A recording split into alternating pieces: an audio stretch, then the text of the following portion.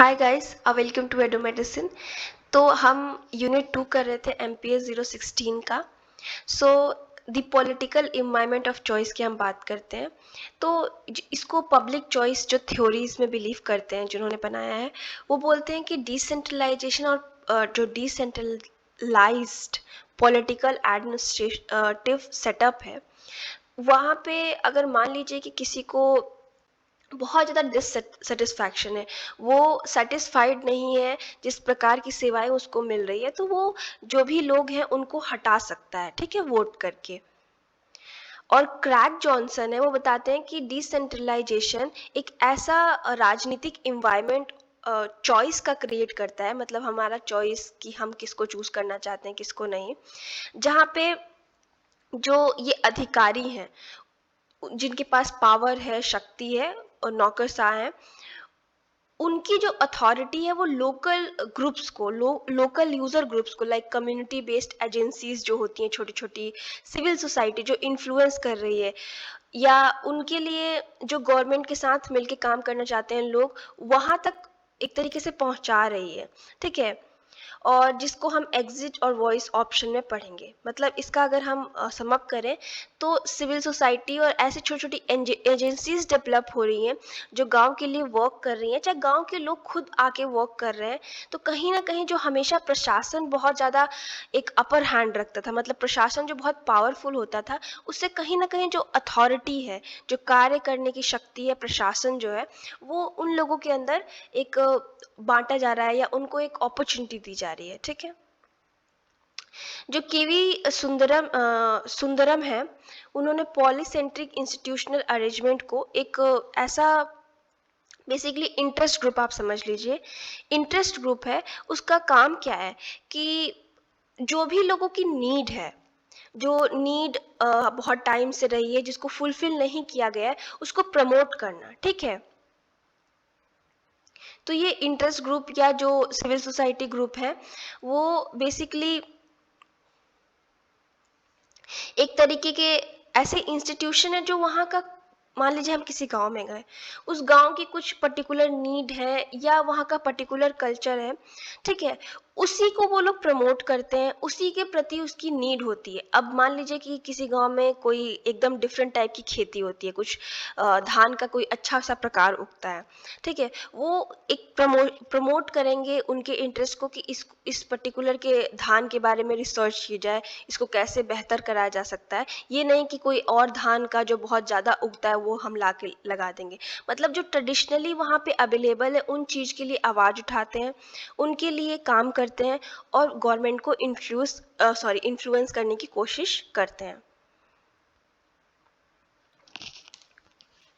और ये जो पॉलिसेंट्रिक या नॉन सेंट्रल इंस्टीट्यूशन होते हैं, जो ये इंस्टीट्यूशन जो सरकार को बेसिकली इन्फ्लुएंस कर रहे हैं, इंटरेस्ट ग्रुप, प्रेशर ग्रुप, ये सब, वो बेसिकली बहुत ही सारे लेवल पे वर्क करते हैं।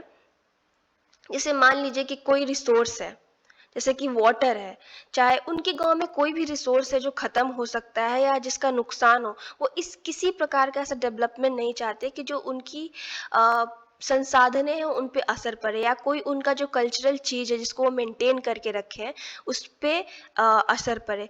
तो वो इस टाइप की पॉलिसीज चाहते हैं कि डेवलपमेंट तो हो, वो डेवलपमेंट अच्छी तरीके से हर किसी तक पहुँचे, मतलब विकास हर किसी के लिए हो, लेकिन साथ साथ उनके कल्चरल जो आइडेंटिटी है या कल्चर है उसको भी प्रिजर्व करके रखे। इसीलिए ये जो जिनको ये पॉलीसेंट्रिक इंस्टीट्यूशनल अरेंजमेंट बोलते हैं, या civil society, pressure group, interest group, कुछ भी कह लीजिए, ये लोग कलेक्टिव वे में काम करते हैं, एक साथ मिल के काम करते हैं कि हम अपने कल्चर को भी बचाएंगे और डेवलपमेंट करेंगे और सरकार को कहीं ना कहीं प्रभावित या इन्फ्लुएंस करेंगे, ठीक है। वॉइस ऑप्शन, तो चाइना, नाइजीरिया और ऐसे बहुत सारे कंट्रीज हैं जहाँ पे जवाबदेही बढ़ी है। रिपोर्ट ये मीनाक्षी सुंदरम की है 1999 की, जहाँ पे मास पार्टिसिपेशन, जब लोग आते हैं एक साथ इकट्ठा होके किसी चीज़ की डिमांड करते हुए, तो वहाँ पे कहीं ना कहीं जवाबदेही बढ़ती है, जो ऑफिशियल्स होते हैं, जो अधिकारी होते हैं, उनकी।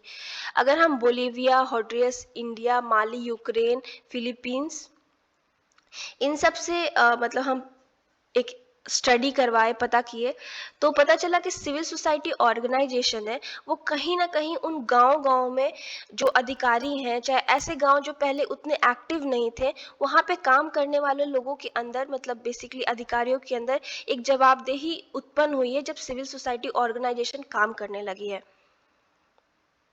उसके बाद जो भी अधिकारी हैं, नौकरशाह हैं, कोई भी है, उनकी जो जवाबदेही है, रिस्पॉन्सिबिलिटी है, या आप मान लीजिए कि कोई काम हुआ, आप उनसे पूछने गए कि ये क्यों हो रहा है या ये कैसे नहीं हुआ, तो वो लोग आंसर करते हैं। पहले वो लोग ज़रूरी नहीं समझते थे, लेकिन अब ये सिविल सोसाइटीज़ और ऐसे ऑर्गेनाइजेशंस आने की वजह से वो लोग की जवाबदेही बढ़ी है, वो लोग रिस्पॉन्स अच्छी तरीके से कर रहे हैं और अपनी जिम्मेदारी को समझ रहे हैं।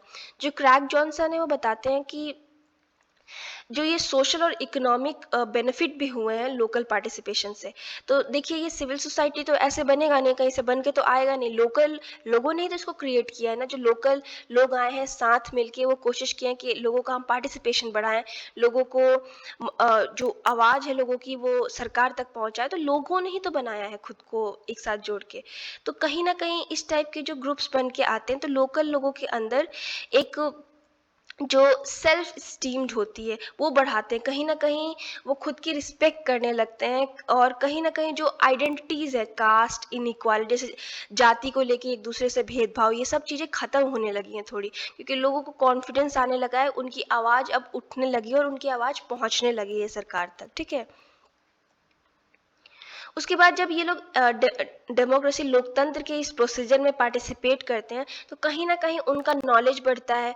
उसके बाद वो लोकल एडमिनिस्ट्रेशन के साथ आते हैं, तो उनसे बातचीत करने की तो वो एक जो हिचकिचाहट है वो ख़त्म होती है, उनके अंदर लीडरशिप क्वालिटी भी आती है, और इन सब क्वालिटीज़ को हम कहीं भी यूज़ कर सकते हैं। ठीक है। जो अमार्त्य सेन है वो बताते हैं कि जो इंटाइटलमेंट्स होता है, वो उसने क्या किया है कि जो लोग हैं, अदर हम कंट्रीज़ की बात कर रहे हैं, वहाँ पे एजुकेशन, अच्छा हेल्थ, रेलवे, रोड, अच्छा कानून, ये सब होना बहुत आवश्यक है किसी भी डेवलपमेंट के लिए, विकास के लिए।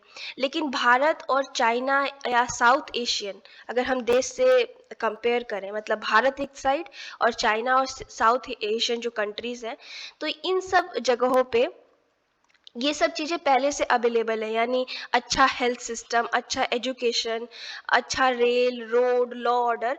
ठीक है।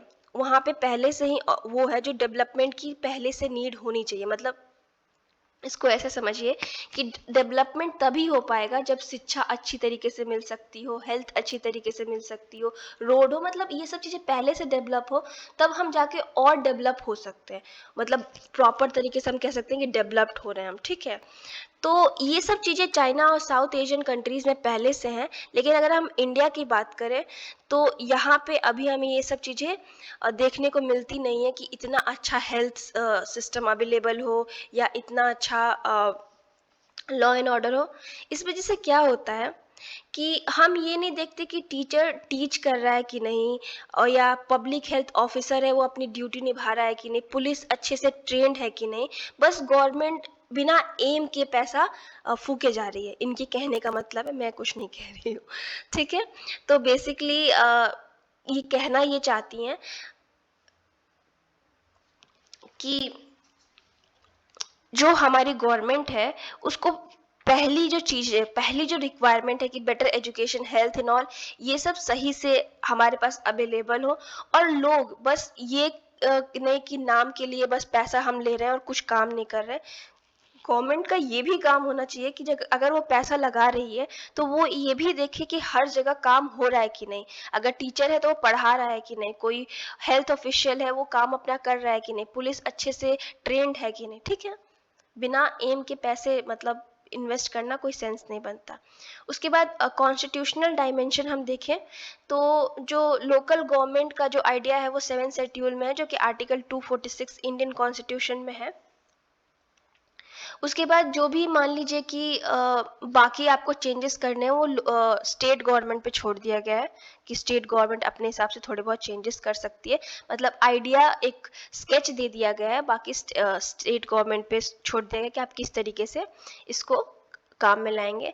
जो कॉन्स्टिट्यूशन 74 जो कॉन्स्टिट्यूशन अमेंडमेंट एक्ट आया था, वो इंस्पायर हुआ था आर्टिकल 40, 46, 47, 48, 48A, ठीक है, इंडिया कॉन्स्टिट्यूशन के। तो आर्टिकल जो 40 है वो बेसिकली बोलता है कि हमें विलेज पंचायत को एक तरीके से लाना है और उनको पावर और अथॉरिटी देना है कि वो एक सेल्फ गवर्नमेंट बन सके, अपने आप से कार्य कर सके। 46 जो डील तो इकोनॉमिक इंटरेस्ट है, शेड्यूल कास्ट, मतलब आर्थिक इंटरेस्ट की बात कर रहे हैं, शेड्यूल कास्ट, शेड्यूल ट्राइब या वीकर सेक्शन की, उनका एजुकेशनल लेवल पे हम प्रमोशन करें, मतलब उनका एजुकेशन और इकोनॉमिक इंटरेस्ट, शिक्षा और आर्थिक लेवल पे शेड्यूल कास्ट, शेड्यूल ट्राइब और अदर वीकर सेक्शन है उसका प्रमोशन करना, ठीक है, मतलब शिक्षित करना उनको, अगर हम साफ भाषा में बोले तो। आर्टिकल 47 जो है वो बोलता है कि ये स्टेट की ड्यूटी है कि जो न्यूट्रिशन है, मतलब खान पान से जो हमें पोषण मिलता है, या जीवन शैली है हमारी, जो स्टैंडर्ड ऑफ लिविंग है, उसको इम्प्रूव करे और पब्लिक हेल्थ और जो अदर चीज़ें हैं उनको इम्प्रूव करे, ठीक है, और प्रिजर्व करे। बेसिकली लोग एक तरीके से स्लॉटर नहीं करते जानवरों को, उनको बचा सके, मतलब बेसिकली ऐसी बात करते हैं। बेसिकली बचाने का मतलब यहाँ पे ये है कि जब आप बहुत सारे जानवरों को मार देंगे तो जो दूध वाला सिस्टम है, चाहे खेती में भी पहले लोग हेल्प लेते थे, इन सब की कमी हो जाएगी, तो उनको प्रोटेक्ट करें, बहुत ज़्यादा मतलब वो ना किया जाए, ठीक है, ख़त्म ना किया जाए उनको। आर्टिकल 48 जो है वो बोलता है कि एग्रीकल्चर और एनिमल हस्बेंड्री को मॉडर्न साइंस और इस टाइप की चीज़ें प्रोवाइड की जाए, और अच्छी टाइप की उनको मतलब बेसिकली हेल्प प्रोवाइड की जाए जिससे वो बेटर हो सके। आर्टिकल 48A बोलता है कि जो इन्वायरमेंट है और फॉरेस्ट है, वाइल्ड लाइफ है, उसको कंट्री के सब लोग प्रोटेक्ट करें, ऑफ कोर्स सारी गवर्नमेंट्स वगैरह प्रोटेक्ट करें, और सेल्फ गवर्नमेंट को एक इंट्रोड्यूस किया जाए, और ऐसी पॉलिसीज बनाई जाए जो नीचे से ऊपर की तरफ काम करती हो, ऊपर से नीचे की तरफ नहीं। उसके बाद ये टॉपिक हम नेक्स्ट वीडियो में करेंगे। Thank you so much, have a nice day.